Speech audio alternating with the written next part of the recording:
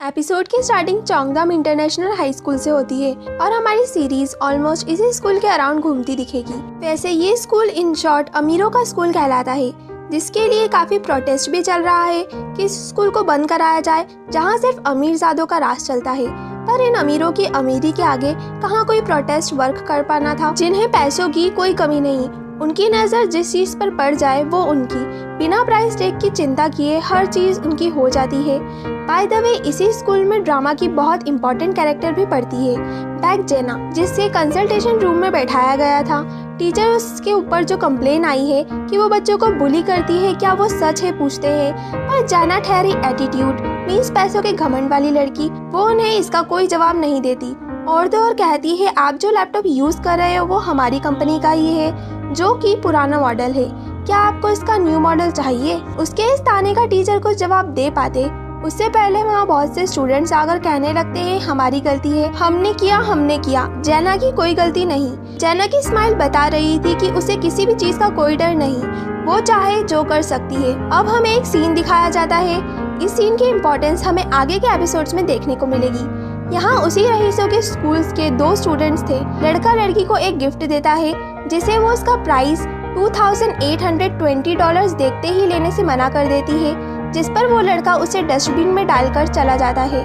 अब हमें हमारी सीरीज की मेन लीड किम हे इन दिखाई जाती है, जो एक नॉर्मल हाई स्कूल स्टूडेंट है। वो बस में बैठे बैठे सोशल मीडिया पर एक क्वेश्चन देखती है कि चोंगदाम स्कूल मीन्स वही रईसों का स्कूल के बारे में आपकी क्या सोच है, जिस पर वो कमेंट करती है जो हमारी किस्मत में नहीं, ना जाने क्यों हम उसे ही पाना चाहते हैं। फिर वो किसी अननोन जगह पर किसी का घर ढूंढ रही थी और उसे फाइनली वो एड्रेस मिल ही जाता है। वो एक बहुत बड़े बंगले के सामने खड़ी थी। वो बाहर खड़े यही सोच रही थी कि अंदर जाऊं या नहीं जाऊं। फिर चश्मा पहन डोरबेल बजा ही देती है। वो यहाँ ट्यूटर की जॉब के लिए आई थी। अंदर पहुंचकर घर की बनावट और ब्यूटीफुलनेस देखकर वो हैरान हो जाती है। स्टूडेंट की माँ उससे बात करने लगती है कि वो पिक्चर से बहुत अलग और यंग दिखती है। अब हेन जैसे ही सर्व करे बिस्किट उठाती है, वो औरत अपनी रईसी झाड़ने लगती है कि ये प्रीमियम क्वालिटी की बिस्किट है वगैरह वगैरह। बिस्किट की महंगाई सुन हेन उसे वापस रख देती है। उस घर की ओनर उसे कहती है कि उसकी बेटी का उस रईसों के स्कूल में एडमिशन होना बहुत इम्पोर्टेंट है और उसके मैथ्स के ग्रेड देखते हुए उनका ढेर सारा पैसा भी कुछ कम नहीं आएगा। हेन वो जॉब बहुत अच्छे से करेगी कहती है। नेक्स्ट सीन में हेन भागकर कन्वीनियंस स्टोर पहुंचती है, जहां वो पार्ट टाइम जॉब करती है। उसके साथ काम करने वाला उससे कहता है कि वो तुम्हारा कब से वेट कर रही है, जिसका नाम सन है। हेन उसे उसके ग्लासेस और आईडी लौटाते हुए थैंक्स करती है और उसके बदले उसे खाने का कुछ मटेरियल देती है। मीन्स हेन वो जॉब फेक आइडेंटिटी पर करेगी और वो लड़की जिसकी वो आइडेंटिटी यूज करेगी वो एक यूनिवर्सिटी स्टूडेंट है। हेन स्टडीज में भी बहुत मेहनत कर रही थी, इतनी कि उसे नोज ब्लीड तक होने लगता है। तभी एक लड़की उसे कहती है उसे टीचर ने बुलाया है, जहाँ टीचर कहते हैं उसे फंड नहीं मिल सकता। हेन चौंक कर पूछती है पर उसके ग्रेड तो अच्छे हैं और टीचर ने खुद कहा था कि उसे लैंग्वेज प्रोग्राम पूरा स्कूल की तरफ से होगा। टीचर कहते हैं पर एक लड़की जिसके पेरेंट्स नहीं है उसे वो सीट पहले मिल गई। हेन कहती है उससे मुझे क्या उस लड़की के इतना लाचार होने से उसकी सिचुएशन में कोई फर्क पड़ेगा, और चले जाती है। जाते जाते सोच ही रही थी जो उसे टीचर ने कहा कि अगर वो जाना चाहती है तो $3,500 जमा कर दे। बाहर उसे कुछ लड़कियां मिलती हैं जो उससे कहती है कि वो न्यूजीलैंड स्टडी के लिए जा रही है, तो क्या वो उन्हें भी वो सब सिखाएगी, जिसके बदले वो उसे इंग्लिश ऐसे देंगे। हेन उन्हें ये कहते हुए टाल देती है कि वो ना जाने का सोच रही है। अब जब वो घर पहुंचती है तो देखती है उसके डैड के पैरों में फिर सूजन आ चुकी है, क्योंकि पैसे बचाने के लिए वो वर्क से होम पैदल चलकर आए हैं। ये सभी सिचुएशन ये साफ इशारा कर रही है कि हेन पुअर मींस फाइनेंशियल प्रॉब्लम से घिरी हुई है। नेक्स्ट डे हेन अपनी ट्यूटरिंग जॉब पर पहुंचती है, जहां वो स्टूडेंट नायोन जो एक मिडिल स्कूल स्टूडेंट है, मिरर के सामने ढेर सारे पर्सेस के साथ पिक्चर्स क्लिक कर रही थी। हेन वहीं बैठी थी। जो उससे पूछती है वो ये सब अभी क्यों कर रही है, तो वो कहती है उसने शॉपिंग करी है, इंस्टा पर अपडेट करना होगा ना। वो हेन से भी दो पर्स दिखाकर कौन सा ज्यादा अच्छा है पूछती है, जो हेन को तो सेम ही लग रहे थे, पर उनका प्राइस देख वो सोचती है इतने में तो वो लैंग्वेज प्रोग्राम की फीस आराम से भर दे, और नायोन से कहती है एक मिडिल स्कूल स्टूडेंट को इतनी एक्सपेंसिव चीजों पर पैसा खर्च करने की कोई जरूरत नहीं होनी चाहिए। ये सुन नायोन उससे कहती है एक बैग तुम रख लो, वैसे भी वो दोनों यूज नहीं करेगी। हेन सोचती है अगर वो इसे बेच दे तो उसकी फीस भरा जाएगी और लेने लगती है। तो नायोन बैग पीछे करते हुए कहती है, देखा फ्री में तो इसे तुम भी लेने लगी। मेरी मॉम कहती है जो किसी चीज को अफोर्ड नहीं कर सकता वो एक्ट करता है जैसे उसे वो चाहिए ही ना हो। और हाँ, ज्यादातर ऐसा पुअर पीपल करते हैं। हेन को बहुत गिल्टी और एम्बैरेसमेंट फील होती है। नेक्स्ट सीन में वो कन्वीनियंस स्टोर में जॉब पर थी, जहाँ वो लड़की संजू, जिसकी आइडेंटिटी हेन यूज कर रही है, वो भी बैठी थी। हेन उसे कहती है ये दुनिया बहुत अनफेयर है, मैं इतना हार्डवर्क करती हूँ रिजल्ट की चाह में, पर सन उससे निराश देख कहती है उसके डिपार्टमेंट में एक लड़की थी बहुत सुंदर। और आगे की स्टोरी हमें नहीं बताई जाती, सिर्फ एक नरेशन होता है कि शायद यही स्टोरी से सब शुरू हुआ। एट द एंड हेन सन से स्टोरी का मॉरल पूछती है, जिस पर वो कहती है ये दुनिया बहुत जालिम है, अपने हार्डवर्क के रिजल्ट की उम्मीद रखना बेकार है। नेक्स्ट डे हेन फिर नायोन के घर पहुंचती है, जहां मेड कहती है नायोन थोड़ा लेट हो जाएगी। हेन उसके रूम में ट्यूटरिंग की पूरी तैयारी कर लेती है। उसके बाद वो फ्री थी तो नायोन का रूम देखने लगती है और उसकी नज़र फिर वही कल वाले बैग पर जाती है, जिसे निकाल वो ट्राई करने लगती है और उसके साथ पिक्चर खींचकर ये सोचती है कि आखिर इस बैग में इतना सुंदर है ही क्या, और वो इसी क्वेश्चन कि इस बैग में इतना क्या प्रिटी है लिखकर पिक्चर के साथ वो इंस्टा पर अपलोड कर देती है। तभी नायोन के घर लौटने की आवाज से हेन वो पर्स हड़बड़ी में दोबारा रख देती है। नेक्स्ट डे स्कूल में उसके क्लासमेट बड़ा अजीब व्यवहार कर रहे थे और क्लास में दो लड़कियां उससे पूछती हैं कि क्या तुमने लैंग्वेज प्रोग्राम के लिए गरीब स्टूडेंट की स्कॉलरशिप से अप्लाई किया, मीन्स तुम गरीब हो और तुमने झूठ बोला। तभी एक स्टूडेंट दौड़ते हुए हेन के पास आकर पूछती है, क्या तुम अभी तक नाटक कर रही थी, असल में तुम एक रिच फैमिली से हो। ये सुनते ही हेन वॉशरूम में जाकर मोबाइल चेक करती है और उसकी कल वाली इंस्टा पोस्ट पर लाइक्स और कमेंट्स की भरमार हो गई थी कि क्या ये वेल्दी फैमिली से है, मुझे इससे जलन हो रही है, इसके पेरेंट्स क्या करते हैं एंड ब्ला ब्ला। स्कूल की बहुत सी लड़कियां उसे कन्फ्रंट करती है, क्या तुम सच में रिच हो या पुअर। और ये सीन यही कट होकर नायोन के घर का दिखाया जाता है, जहाँ हेन बहुत हड़बड़ी में आती है। हाउसकीपर कहती है अभी नायोन घर पर नहीं आई है। हेन ये कहकर कि उसे पास में कुछ काम था, इस वजह से वो डायरेक्ट यहीं आ गई, नायोन के रूम में चली जाती है, जहाँ वो नायोन के क्लोजेट को देख सोचती है कौन रिच नहीं होना चाहेगा।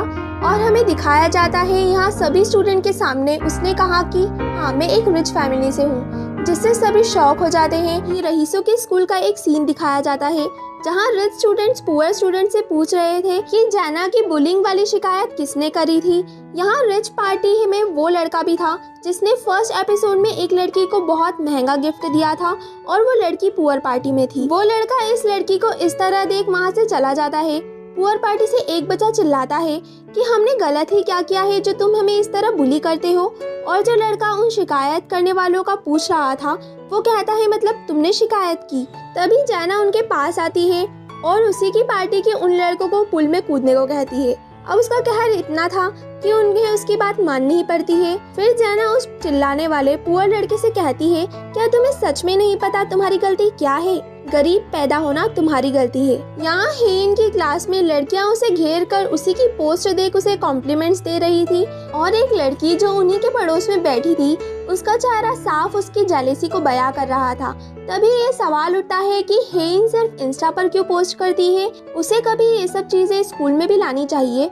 तभी हेन वो स्टोरी याद करती है जो सन ने उसे बताई थी उसके डिपार्टमेंट की प्रिटी लड़की के बारे में, जो बहुत एक्सपेंसिव ड्रेसेस बैग लेकर आती थी और कहती थी कि उसके पेरेंट्स उसे एक पैसा भी नहीं देते, वो पार्ट टाइम जॉब्स कर अपना खर्चा खुद चलाती है। और हेन भी यही सेम लाइन यहाँ चिपका देती है, जिससे बाकी सारी लड़कियां तो काफी इम्प्रेस हो जाती है। पर वो जेलस लड़की पूछती है तो फिर इंस्टा पर वो सब एक्सपेंसिव सामान। अब फिर वो वही कहती है जो सन ने उसे स्टोरी में बताया था कि भले ही उसके पेरेंट्स उसे पैसे नहीं देते पर उसे ज़रूरत के सामान देना तो उन्हीं की रिस्पॉन्सिबिलिटी है और वो सामान उसके पेरेंट्स के पैसों का है तो वो स्कूल में लाकर उसे शो ऑफ नहीं करना चाहती। और कहीं इतनी एक्सपेंसिव चीज़ें घूम गई तो सभी उससे बहुत इम्प्रेस थे। लड़कियां कहती है तुम्हारी तो ग्रेड्स भी बहुत अच्छी है, रिच हो, वाह तुम्हारे पास सब कुछ है। यहाँ हेन को उन लड़कियों से ये भी पता चलता है कि अगर उसके इंस्टा पर 10,000 फॉलोवर्स हो गए तो उसे एड प्रमोशन से पैसे मिल सकते हैं। यहाँ रईसों के स्कूल में जैना क्लास में सो रही थी और जब टीचर उसे उठाती है और स्टडीज में फोकस करने को कहती है तो वो बड़े एटीट्यूड से बोर्ड पर लिखा इंग्लिश पैरा पढ़ती है और टीचर से कहती है क्या आपको पता है आपका प्रोनाउंसिएशन कितना घटिया है। और उसे बहुत बदतमीजी कर उसे बेइज्जत करती है। यहाँ हेन नायोन के घर आज भी जल्दी पहुँच जाती है। नायोन की मॉम हेन का हार्डवर्क देख बहुत खुश होती है, पर उन्हें क्या पता था हेन के जल्दी आने का असली कारण। हेन नायोन के रूम में जाकर उसे कपड़े और पर्स पहन कर ढेर सारे पिक्चर्स क्लिक करती है और पोस्ट भी करती है, जिससे उसके फॉलोअर्स और लाइक्स बढ़ तो रहे थे, पर हेन जल्दी से 10,000 फॉलोअर्स पाना चाहती थी, जिसके लिए वो सोचती है उसे कुछ इंटरेस्टिंग पोस्ट करना होगा। तभी उसके दिमाग में कुछ आता है और वो एक बहुत बड़े क्लोजेट रूम में पहुंचती है, जहां बहुत सी ब्यूटीफुल ड्रेसेस थी और बहुत प्यारी ज्वेलरीज भी। हेन बहुत खुश होकर एक ज्वेलरी उठाती है कि वहाँ मेड आ जाती है, तो वो बहाना करती है कि वो वॉशरूम गई थी और ये जगह देखी तो यहाँ आ गई। मेड उसे बाहर आने का कहकर चली जाती है। हेन भी नेकलेस रख जाने ही वाली थी कि उसकी नज़र किसी चीज़ पर पड़ती है, जो कि चोंगदाम मीन्स रईसों के स्कूल की यूनिफॉर्म थी। वो उस यूनिफॉर्म को बाहर लाकर मेड से पूछती है नायोन की यूनिफॉर्म इतनी जल्दी क्यों मंगवा ली, तो मेड बताती है इसकी बुकिंग एडवांस में करनी पड़ती है, ये बहुत कीमती है, तो इसे संभाल कर फिर क्लोजेट में टांग दो, वो ये कहती है। पर जब मेड काम में लग जाती है तो हेन उसे नायोन के रूम में लाकर ट्राई करने लगती है, जो थी तो बहुत टाइट, पर हेन फोटो क्लिक कर पोस्ट कर देती है कि क्या उसे स्कूल ट्रांसफर कर लेना चाहिए। तभी वो नायोन के घर वापस आने की आवाज़ सुन लेती है और हड़बड़ाकर सोचती है कि वो आज इतनी जल्दी कैसे आ गई। नायोन मेड से यूनिफॉर्म का पूछती है क्योंकि उसे आज ही उसे ट्राई करना है और इंस्टा पर पोस्ट भी करना है। मेड कहती है वो क्लोजेट में है। यहाँ हेन हड़बड़ी में यूनिफॉर्म उतारने की कोशिश में लगी थी, पर टाइट होने की वजह से वो उतर ही नहीं रही थी। नायोन मेड ने झूठ कहा और उसे उल्टा सीधा कहते हुए अपने रूम की तरफ आ रही थी, और जब रूम का डोर ओपन करती है तो सब ठीक था, क्योंकि हेन तो बेड के नीचे छुप चुकी थी। नायोन अपने रूम में भी यूनिफॉर्म ढूंढती है और ना मिलने पर बौखला कर नीचे जाने लगती है कि तभी उसे मैसेज की आवाज़ आती है और वो देखती है हेन का फ़ोन वहीं था। पर नायोन के लिए तो वो एक यूनिवर्सिटी स्टूडेंट है। हेन के फ़ोन पर ढेर सारे इंस्टा नोटिफिकेशन आ रहे थे, जो देख वो इंस्टाग्राम ओपन करती है। यहाँ बेड के नीचे छुपी हेन चाह कर भी कुछ नहीं कर सकती थी, और इधर हेन के पोस्ट देख नायोन को बहुत गुस्सा आता है और उसकी सच्चाई भी पता चल जाती है। हेन तभी बेड से बाहर निकलती है, जो नायोन की यूनिफॉर्म में थी। ये देख उसका पारा और चढ़ जाता है। वो कहती है तो तुम यूनिवर्सिटी स्टूडेंट नहीं बल्कि मुझसे सिर्फ 2 साल बड़ी हो, अगर मेरी मॉम को पता चला तो। हेन उससे माफी मांगने लगती है और रिक्वेस्ट करती है कि वो उसकी मॉम को कुछ ना बताए। वो बहाना कर देगी कि वो कुछ पर्सनल रीजन की वजह से जॉब छोड़ रही है। नायोन कहती है ठीक है, जिस पर हेन बहुत खुश होकर उसका धन्यवाद करने लगती है कि वो कितनी दयालु है और वो उसकी ये काइंडनेस का बदला जरूर चुकाएगी। इतना कहकर वो जाने लगती है। तभी नायोन कहती है पर मैंने कब कहा कि मैं तुम्हें इतनी आसानी से जाने दूंगी, तुम्हें मुझसे झूठ बोलने की कीमत तो चुकानी ही होगी। नेक्स्ट सीन में हेन कन्वीनियंस स्टोर में काम करने के साथ साथ नायोन को होमवर्क भी कर रही थी, यहाँ तक कि सन को भी उसकी हेल्प करानी पड़ रही थी। और जब हेन नायोन के ऊपर खजवा रही थी तो सन पूछती है आखिर तुमने ऐसा पहले करा ही क्यों। हेन कहती है मती मारी गई थी मेरी, जो लाइफ असलियत में नहीं उसे इंस्टा के थ्रू जीने चली थी, पर देखो अब मुझे पनिशमेंट मिल रही है। तो सन कहती है ये पनिशमेंट है, मिडिल स्कूल होमवर्क। बेचारी नायोन तो कितनी अच्छी है, कितने हल्के में छोड़ दिया तुम्हें। इतना सुनने की देर थी कि हेन तो भड़क उठती है कि वो नायोन एक नंबर की चुड़ैल है, चुड़ैल। तुम जानती नहीं उसने मेरा कितना फायदा उठाया, कभी पर्सनल हैंगर तो कभी कैमरामैन, उसकी मेड जैसे काम कराया मुझसे, यहाँ तक कि मेरे एग्जाम से कहने पर भी ये ढेर सारा होमवर्क उसकी फ्रेंड्स का भी। बहुत बिगड़ेल लड़की है वो। नेक्स्ट डे हेन क्लास में एग्जाम के तुरंत पहले बहुत सी पढ़ाई करने में लगी थी। तभी उसे नायोन का कॉल आता है, जो बहुत रो रही थी और कहती है वो अपने इंटरव्यू की स्क्रिप्ट घर पर ही भूल आई है, जो हेन उसे ला कर दे। हेन कहती है मेरी एग्जाम स्टार्ट होने वाली है, तुम अपनी मॉम, मेड या ड्राइवर को कॉल करो। नायोन कहती है घर पर कोई नहीं है, अगर उसका एडमिशन चोंगदाम स्कूल में नहीं हुआ तो वो मर जाएगी और हेन का सीक्रेट भी अपनी मॉम को बता देगी। हेन धर्म संकट में पड़ जाती है, पर वो नायोन को इतना परेशान देख उसी को चुनती है और उसके घर पहुंच स्क्रिप्ट लेकर जल्दी चोंगदाम स्कूल पहुंचती है। पर हम यहाँ देखते हैं नायोन तो सिर्फ नाटक कर रही थी, वो अपनी फ्रेंड्स को दिखाना चाहती थी कि किस तरह एग्जाम छोड़कर हेन वहाँ आएगी। यहाँ हेन स्कूल आ चुकी थी और नायोन की बातें भी सुन लेती है। वो उसे स्क्रिप्ट देकर कहती है, ये तो तुम्हारे लिए बहुत इम्पोर्टेंट थी ना। नायोन हंसते हुए कहती है, हाँ थैंक यू, अब सिलेबस भी ख़त्म और आज हम लास्ट टाइम मिल रहे हैं, और उस स्क्रिप्ट को डस्टबिन में डालकर चले जाती है। हेन को इसकी उम्मीद बिल्कुल नहीं थी। उसके दिमाग में सिर्फ अपने टीचर की बात चल रही थी कि हेन के ऐसे गायब होने पर उसे रीटेस्ट का मौका नहीं मिलेगा, उसके ग्रेड पर भी इसका इफेक्ट पड़ेगा। हेन बहुत रो रही थी और फेस वॉश करने में भी उसके बाल बीच में आ रहे थे, जिससे वो और ज़्यादा फ्रस्ट्रेट हो जाती है। तभी एक लड़की उसे हेयर टाई देती है और वो लड़की हेन का बैच देख सोचती है, हमारा नाम तो सेम है। जी हाँ, इस लड़की का नाम भी किम हेइन ही है और ये वही लड़की है जो पुअर पार्टी से है और जिसे रिच पार्टी के एक लड़के ने गिफ्ट दिया था। हेइन उसे हेयर टाई लौटाते हुए थैंक्स करती है और जैसे ही वो लड़की टर्न होती है तो उसके पीछे एक स्लिप चिपकी थी, मुझे माफ कर दो गरीब होने के लिए। हेइन उसे निकाल गुस्से में ये कहते हुए कि गरीब होना हमारी चॉइस नहीं है, वहाँ से चले जाती है। यहाँ नायोन जजेस के सामने इंटरव्यू स्पीच दे रही थी, तभी डोर खुलता है और वहाँ हेन खड़ी थी, हाथ में बाल्टी लिए। जजेस भी शॉक हो जाते हैं, ये कौन है।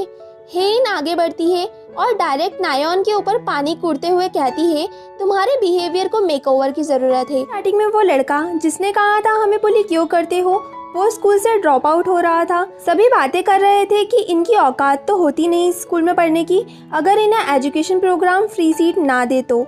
यहाँ किम हेन भी उसे देख रही थी और जब वो जा ही रहा था, हेन उसे रोक पूछती है कि तुमने तो शिकायत की ही नहीं थी, फिर तुमने कुछ कहा क्यों नहीं। तो वो लड़का ये कहते हुए कि क्या उससे उसकी सिचुएशन में कुछ डिफरेंस आना था, चले जाता है। उसके जाने के बाद हेन किसी को कॉल कर कहती है कि एविडेंस तो बहुत थे, फिर भी बुली कैसे बच गया, जिस पर उसे जवाब मिलता है कि हाँ एविडेंस थे, पर उन्होंने जो किया वो इतना गंभीर भी नहीं था। मीन्स वो शिकायत किम हेन ने करी थी। फिर हमें दिखाया जाता है वो बोर्ड जिस पर स्कूल डोनेचर के ओनर्स के नाम लिखे थे और जैना का नाम सबसे टॉप पर था। यहाँ फिर वही सीन दिखाते हैं जब दोनों हेन मिली थी और हेन जब बाहर जाती है तो सामने से जैना भी आ रही थी, जिसे वो पूछती है कि इंटरव्यू कौन से रूम में हो रहा है। जैना कहती है, ये तुम मुझसे क्यों पूछ रही हो, तुम जानती भी हो मैं कौन हूँ, और उसे बॉम्बास्टिक साइड आइज देते हुए चले जाती है। Bombastic side eye, criminal offensive side eye. सोचते हैं ये पागल कौन है। नेक्स्ट सीन रूफ का दिखाते हैं जहाँ वो लड़का जो लास्ट एपिसोड में वहाँ से उठकर आ गया था बैठा था, इसका नाम दो ऑन है। तभी वहाँ एक लड़का और आता है, ली सो मांग, और इन दोनों की बातों से ही लग रहा था कि इनका 36 का आंकड़ा है। लीसो दो ऑन को ऑफर करते हुए एक सिगरेट पीने लगता है। दो ऑन एक स्माइल के साथ किसी को कॉल करता है और कहता है यहाँ रूफ पर एक स्टूडेंट सिगरेट पी रहा है जिसे वॉलेंटियर की पनिशमेंट मिली है। वो लीसो उसे देखता ही रह जाता है और दो ऑन चला जाता है। लीसो फिर वॉलेंटियर के काम के लिए आता है जो उसे एज अ पनिशमेंट मिली थी, पर वो तो सिर्फ राजा बना बैठा था। बेचारा दूसरा स्टूडेंट काम संभाल रहा था। वो लीसो को काम करने को कहता है, जिस पर लीसो कहता है, तुम ऐसे कैसे मुझसे बात कर रहे हो, मुझे पनिशमेंट मिली है पर तुम तो खुद वॉलेंटियर बने हो तो तुम्हें काम करना होगा, तुम्हें तो शुक्रगुजार होना चाहिए मेरा कि मैं यहाँ कम से कम आया तो। उनकी ये बहस चल ही रही थी कि कोई काउंटर पर बकेट रखता है, जिससे दोनों ही चौंक जाते हैं। ये तो हेन है।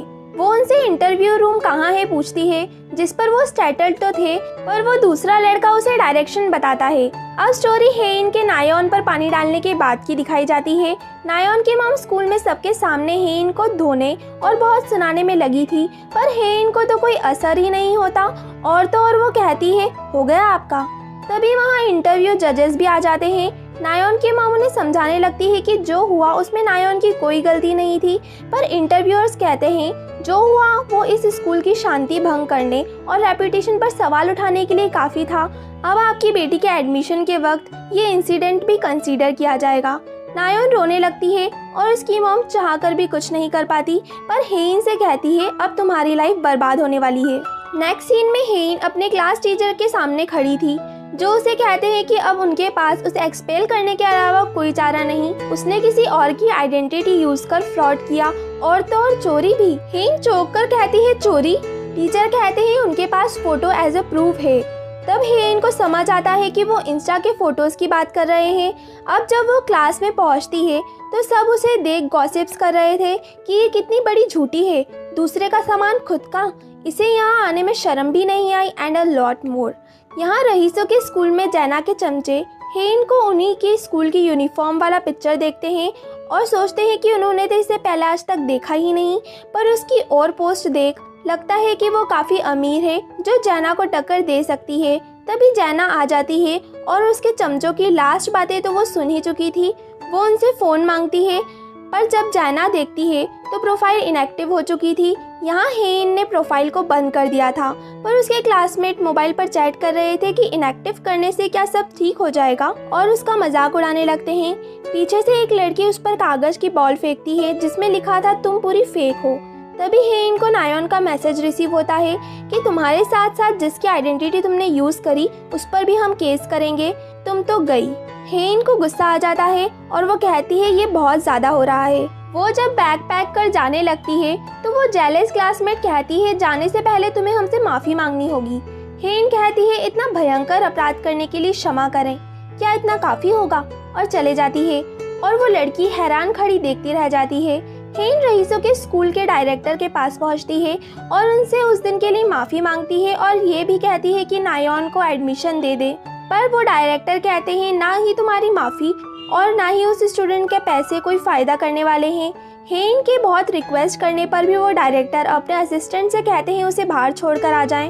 हेन वॉशरूम जाने का कहकर चले जाती है। यहाँ वॉशरूम में लीसो सिगरेट पी रहा था क्योंकि रूफ से तो उसे दौड़ के कारण भागना पड़ा। अब यही उसके पास लास्ट ऑप्शन बचा था। हेन वॉशरूम में आती है और ये उसी के साथ क्यों होता है कहकर रोने लगती है। उसकी रोने की आवाज़ से लीसो भी चमक जाता है और सीलिंग में सिगरेट छिपाकर देखता है कि बाहर कोई लड़की है और लीसो धीरे से वहाँ से खिसकने की कोशिश करता है।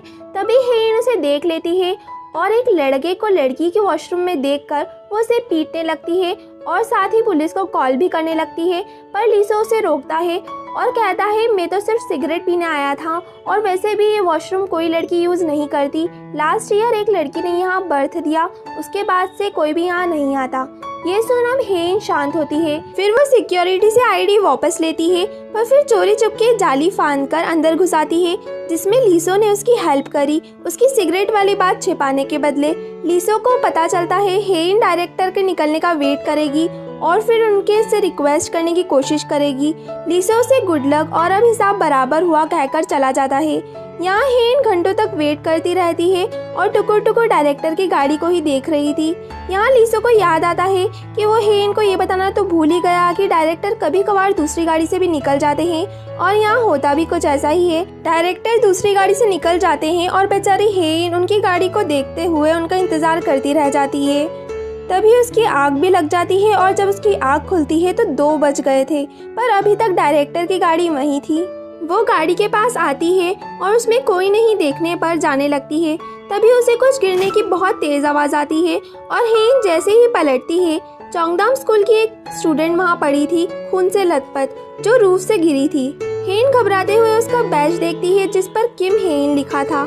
हेन फिर ऊपर भी देखती है जहाँ उसे कोई तो दिखता है पर कौन ये हमें नहीं दिखाया जाता। वो डायरेक्टर किसी से बात कर रहे होते हैं कि उस लड़की का क्या हुआ।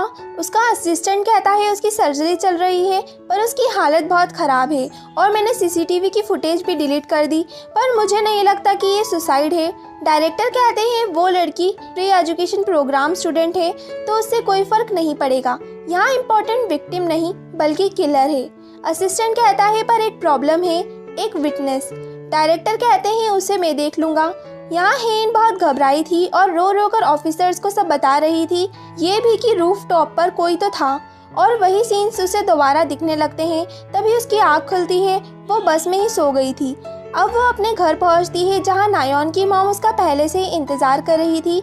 हेन को लगता है वो उसके पेरेंट्स को सब कुछ बताने आई हैं, पर वो तो उससे शॉक होकर पूछती है जो हमारी रिक्वेस्ट और ढेर सारा पैसा नहीं कर पाया वो तुमने कैसे किया। डायरेक्टर का कहना है कि वो तुम्हारे कहने पर नायोन को एडमिशन दे देंगे। ये सुन हेन खुद हैरान थी। नायोन की मॉम उसे एक गिफ्ट देते हुए कहती हैं डायरेक्टर से नायोन की बहुत सी तारीफ करना प्लीज। हेन जब घर पहुंचती है तो उसके डैड उसका ऑलरेडी इंतजार कर रहे थे और कहते हैं तुम सारी रात कहाँ थी। हेन बहाना बनाती है कि वो फ्रेंड के घर पढ़ते पढ़ते ही सो गई। उसके डैड कहते हैं वो बाहर औरत कौन थी और ये तुम्हें उसने क्या दिया। हेन कहती है इससे आपका कोई रिलेशन नहीं और अपने रूम में चले जाती है। वो जब फोन चार्ज पर लगाती है तो उसमें ढेर सारे मिस्ड कॉल्स थे और एक मैसेज भी जो डायरेक्टर की तरफ से था उनके नंबर के साथ। हेन उन्हें कॉल कर बात करती है जो हमें नहीं सुनाई जाती, बस हेन को रात को जोश में कहीं जाता दिखाया जाता है। यहाँ हॉस्पिटल में किम हेन कोमा में जा चुकी थी। वहाँ वो लड़का भी आता है जिसने स्कूल ड्रॉप आउट किया था। उसे हेन की मॉम से पता चलता है हेन के और भी दोस्त यहाँ उसे देखने आ चुके हैं, जो उसे बड़ा अजीब लगता है क्योंकि हेन के तो कोई दोस्त थे ही नहीं। वो पुअर पार्टी से जो है, वो लड़का उसकी मॉम से उस दोस्त का नाम भी पूछता है, पर उसकी मॉम को नाम ढंग से याद नहीं था। यहाँ स्कूल में डॉन उसी सील्ड एरिया के पास खड़ा था जहाँ किम हेन गिरी थी और अपनी वॉलेंटियर वर्क कर रहा लीसो उसे वहाँ खड़ा हुआ देख लेता है। लीसो को एक लड़की को कैंपस टूर कराने का वर्क मिला था, पर वो उससे कहता है स्कूल घूमने से बेटर है मैं तुम्हें यहाँ सरवाइव करने के टिप्स दे दूँ। यहाँ एक इनविजिबल रिच पुअर सिस्टम चलता है, मीन्स वही बुलिंग एंड ऑल। और यहाँ की क्वीन जैना को बिल्कुल पसंद नहीं आता किसी लो रैंक वाले का फ्री प्रोग्राम वाले स्टूडेंट को बुली करना, क्योंकि वो उस लिस्ट में टॉप पर है, तो बेसिकली बुलिंग तो उसका हक हुआ ना। वो लड़की बड़े एटीट्यूड से कहती है उसके डैड सर्जरी क्लिनिक के डायरेक्टर है, तो लीसो कहता है फिर तो तुम शायद ही सरवाइव कर पाओ। यहाँ डायरेक्टर के सामने एक स्टूडेंट दूसरे को परेशान कर रहा था, पर वो कुछ नहीं कहते क्योंकि ऑब्वियसली बुली होने वाला फ्री एजुकेशन सिस्टम से था और करने वाला किसी रईस खानदान से। यहाँ उनकी एक लिस्ट गिर जाती है जो डॉन उठाता है और उसे पता चलता है फ्री एजुकेशन सिस्टम से और स्टूडेंट्स एडमिशन लेने वाले हैं। वहीं जैना की क्लास में सुसाइड को कैसे रोके टॉपिक को समझाया जा रहा था, क्योंकि अभी ही एक स्टूडेंट ने ऐसा ही कुछ किया है और वह अभी भी कोमा में है। जैना कहती है क्या जो हुआ वो बुरा हुआ, पर कुछ भी कहो उसे रोका तो नहीं जा सकता था और इस इंसिडेंट से सभी को सबक ले लेना चाहिए। यहाँ हेन क्लास में बैग पैक करने आती है और सभी कह रहे थे ऐसे काम के बाद स्कूल तो छोड़ना ही पड़ेगा, किसी को मुंह कैसे दिखाएगी ये। हेन जाने लगती है, तभी वो जेलस लड़की कहती है लगता है अभी तक तुम्हें पछतावा नहीं हुआ, तुमने अपनी गरीबी का नहीं बल्कि खुद की फैमिली सिचुएशन का मजाक बनाया। मैं भी कोई बहुत रिच फैमिली से नहीं हूँ, बट मुझे कभी इस पर शर्म नहीं आई। हेन कहती है क्या मैंने तुमसे पूछा, और चले जाती है। तभी एक लड़की दौड़ते हुए आती है और कहती है हेन का ट्रांसफर चौंगदाम इंटरनेशनल हाई स्कूल में हुआ है। ये सुन सभी की आंखें, अरे नहीं, सभी के कान फटे के फटे रह जाते हैं। नेक्स्ट सीन में हेन कन्वीनियंस स्टोर से जॉब छोड़कर जा रही थी जहाँ सन उसका वेट कर रही थी। वो कहती है तुमने जॉब छोड़ दी, मैं बहुत मिस करूंगी तुम्हें। वैसे तुम्हें एडमिशन कैसे मिला, तुम कौन सी डील की बात कर रही थी डायरेक्टर के साथ। हेन कहती है कुछ नहीं, बस मुझे फ्री एजुकेशन सिस्टम के तहत पहला एडमिशन मिल गया। सन कहती है पर पहले तो तुम्हारे पास वो आए थे ना। हेन बात को टालते हुए कहती है कि अब उसे उन पैसों को और सेव करने की जरूरत नहीं जो वो कॉलेज के लिए सेव कर रही थी, इसीलिए आज की ट्रीट वो देगी। नेक्स्ट डे मॉर्निंग में उसे न्यू स्कूल की यूनिफॉर्म भी रिसीव हो जाती है, जिसे पहनकर वो मॉल पहुंचती है। वो एक शू शॉप के बाहर खड़ी थी जहां सेल्समैन पूछता है कि आपको क्या चाहिए, और हेन वो शूज जो उसने नायॉन के ट्राई करे थे, भले ही वो $1450 के थे, उन्हें परचेस कर लेती है उसकी कॉलेज सेविंग से, जिस पर उसे पछतावा भी होता है। पर वो सोचती है उसके इतनी महंगी यूनिफॉर्म के लिए इतने महंगे शूज ही तो उसे लेने होंगे। जिसके बाद वो बहुत से कोट भी ट्राई करती है, पर उनके प्राइस तो आसमान छू रहे थे। हम देखते हैं यहाँ कोई हेन पर नजर रखे था और हेन उसी इंसान से टकरा जाती है, जिससे उसके शू बॉक्स पर उसी की ड्रिंक गिर जाती है। वो इंसान उसे सॉरी बोल गायब हो जाता है। हेन कहती है बड़ी बदतमीज है। तभी उसे शूज का ध्यान आता है और वो वॉशरूम में लाकर उन्हें चेक करती है, जो बिल्कुल सही सलामत है देखकर उसकी जान में जान आती है। तभी उसे बैग में एक नोट भी मिलता है जिसमें लिखा था तुम इस यूनिफॉर्म में अच्छी लग रही हो, जो किसी को मार कर मिली है। ये पढ़ हेन घबरा जाती है। तभी उसे वो टकराने वाली लड़की याद आती है और वो ये कहते हुए कि ये तो वही थी बाहर की ओर भागती है, जहाँ उसे कोई उसी लुकआउट में दिखता है, पर ये वो नहीं थी। हेन सोचती है वो इतनी जल्दी गायब हो गई, जो अपर फ्लोर से हेन को ही देख रही थी, पर अभी के लिए हमें इसका चेहरा नहीं दिखाया जाता। तभी हेन को शूज का याद आता है जो वो वॉशरूम में ही भूल आई है, और वहाँ जाने पर गायब। हाँ, वो महंगे शूज गायब हो चुके हैं। हेन हड़बड़ाकर उन्हें हर जगह ढूंढने लगती है। तभी कोई वॉशरूम से बाहर आता है जिसने सेम हेन वाले शूज पहन रखे थे। ये देखकर हेन को बहुत गुस्सा आता है।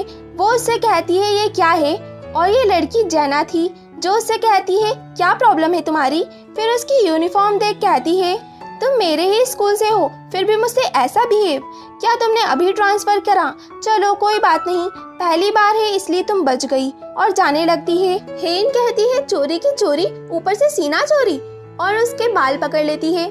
जैना कहती है तुम्हारा दिमाग खराब है, छोड़ो मुझे। हेन कहती है तुम जैसे लोगों के लिए जेल भी एक आरामदायक जगह है, पर अब मैं तुम्हें सबक खुद सिखाऊंगी। इस पर क्वेश्चन था आजकल का सबसे इन्फ्लुएंशियल टीनेजर कौन है, जहाँ सभी पैक जेना की बातें कर रहे थे कि ये रिच होने के साथ साथ कितनी ब्यूटीफुल भी है, जिस पर एक कमेंट था कि इसकी लाइफ में किस चीज़ की कमी होगी। अब सीन मॉल का दिखाते हैं, जहाँ जैना शूज़ ट्राई कर रही थी, वही वाइट वाले शूज़ उसकी मेड एक होटल डिनर के लिए बुक करती है।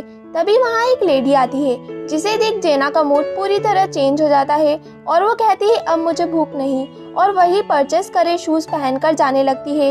वो लेडी उसे रोकती है, जिस पर जेना कहती है आपको कोई हक नहीं मुझे रोकने का। और हमें पता चलता है ये लेडी उसके डैड की सेकंड वाइफ है, जो जेना को बिल्कुल पसंद नहीं। वो लेडी कहती है माना तुम मुझसे नफरत करती हो, पर तुम्हारे पेरेंट्स के अलग होने का कारण मैं नहीं हूँ, और मैं तुम्हारे डैड से प्यार करती हूँ। जैना जो उस लेडी ने कोट खरीदा था, उसका प्राइस देखकर कहती है अपनी टीचर की सैलरी से ज़्यादा की चीज़ परचेस कर कोई कैसे कह सकता है कि तुम मेरे डैड के पैसों के पीछे नहीं थी, और प्यार माय फुट कहते हुए चले जाती है। तभी उसे उसके डैड का कॉल आता है। जैना कहती है लो हो गई चुगली, और फ़ोन नहीं उठाती। उसकी मेड के पास भी कॉल आता है, पर अब उसे तो कॉल रिसीव करना ही पड़ता है। पर जैना उसे चकमा देकर भाग जाती है और वॉशरूम पहुंच रोने लगती है। मीन्स उसकी लाइफ जितनी ग्लैमरस दिखती है उतनी है नहीं। अब वही वॉशरूम से बाहर निकलने पर हेन शूज़ ढूंढ रही थी, और वो जैना के शूज़ देख उसे चोर समझ बैठी थी। और जैसे ही उसने जैना के बाल पकड़े, दोनों का घमासान युद्ध चालू हो गया। हेन जबरदस्ती जैना के शूज़ भी निकाल लेती है। यहाँ नेक्स्ट सीन में डॉन डायरेक्टर के रूम में घुसकर फ्री एजुकेशन वाले न्यू स्टूडेंट्स की लिस्ट देख रहा था, जहाँ वो किम हेन का नाम पढ़ शॉक हो जाता है। और जैसे ही बाहर निकलता है तो डायरेक्टर वहीं खड़े थे, जो उससे पूछते हैं तुम मेरे रूम में क्या कर रहे थे। यहाँ हमें पता चलता है डॉन डायरेक्टर का ही बेटा है। डॉन बहाना करता है वो पढ़ने के लिए बुक लेने गया था, पर उसके फ़ोन में हेन के फॉर्म की फ़ोटो थी। यहाँ मॉल में हेन उन शूज़ को फिर से पैक करने को कहती है, पर उसे मना कर देते हैं, यह कहते हुए कि इस बैग पर भी प्राइस टैग होता है, जिस वजह से लोग इसे बेचकर पैसे कमा लेते हैं। इस वजह से वो न्यू पैकिंग करके नहीं दे सकते, और हेन को शूज़ को पॉलीथीन में ही घर ले जाना पड़ता है। और बेचारी जैना उसी हालत में बिना शूज़ के घर पहुंचती है, और उसके फेस और उसकी हालत देख मैट जैसे ही कुछ कहने वाली थी, जैना उसे कहती है बिल्कुल चुप, एक शब्द मत कहना। वो चुड़ैल अपने आप को समझती क्या है, उसे पता नहीं है उसके साथ क्या होने वाला है। नेक्स्ट डे हेन उन्हीं शूज़ के साथ स्कूल पहुंचती है, ये कहते हुए कि अच्छे शूज़ आपको अच्छी जगह ले जाते हैं। वो वहाँ आकर बहुत खुश थी, स्टूडेंट्स को इतनी सारी अलग अलग एक्टिविटीज़ करते देख और इतने बड़े स्कूल को देखकर भी। यहाँ जैना के चमचे एक दूसरे को गिफ्ट देकर जब गुटरगु कर रहे थे, तभी वहाँ जैना आ जाती है, जिसका चेहरा देख दोनों ही चौंक जाते हैं और पूछते हैं ये क्या। जैना कहती है मुझे किसी को ढूंढना ही होगा। हेन अपनी क्लास टीचर से आईडी और लॉकर कीज पाकर बहुत खुश होती है, जो उसे कहती है अगर और कोई क्वेश्चन हो तो स्टूडेंट वॉलेंटियर से पूछना। और ये वॉलेंटियर बंदा तो लीसो है, जो हेन उसे देखकर हैरान रह जाते हैं। लीसो हेन को बाल्टी बाल्टी कहकर रेफर कर रहा था कि कितना अच्छा कोइंसिडेंस है ना, बाल्टी वगैरह वगैरह। अब ऐसा इसलिए क्योंकि जब वो उससे पहली बार मिला था तो उसके हाथ में बाल्टी ही थी। हेन उसे कहती है मुझे बाल्टी मत बोलो और मुझे स्कूल का टूर नहीं चाहिए, ओके बाय। लीसो उसे रोकता है कि तुम ऐसे नहीं जा सकती, मैंने तुम्हें इस स्कूल का सबसे इम्पोर्टेंट फैक्ट तो बताया ही नहीं। तभी डॉन हेन का हाथ पकड़ लेता है, जिससे हेन भी हैरान हो जाती है।